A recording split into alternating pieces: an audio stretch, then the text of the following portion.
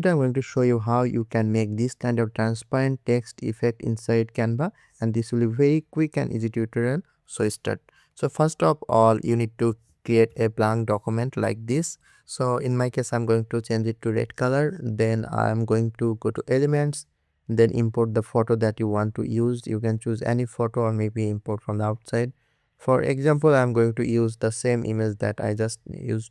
Then remove the background of the image. That's it. Now place it as the size you want. Like for my case, I'm going to place it just right here. That's it. Now go to text, add the text that you want to add. So this is my text. I'm going to enlarge it, maybe this size. This look okay. Now change the color to white. If you want, you can just remove the boldness and change the font to the TT norms. Make it bold. This look great. So now choose the hello, and then you just need to go to position and then just place the image between these two text. Now you can see we already have the effect that we are looking for.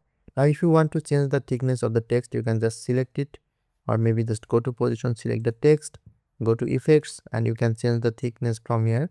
You can see we can make this like this. That's it.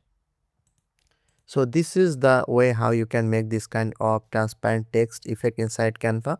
I hope you like the video, and if you learned something new, please hit the subscribe button, and thank you.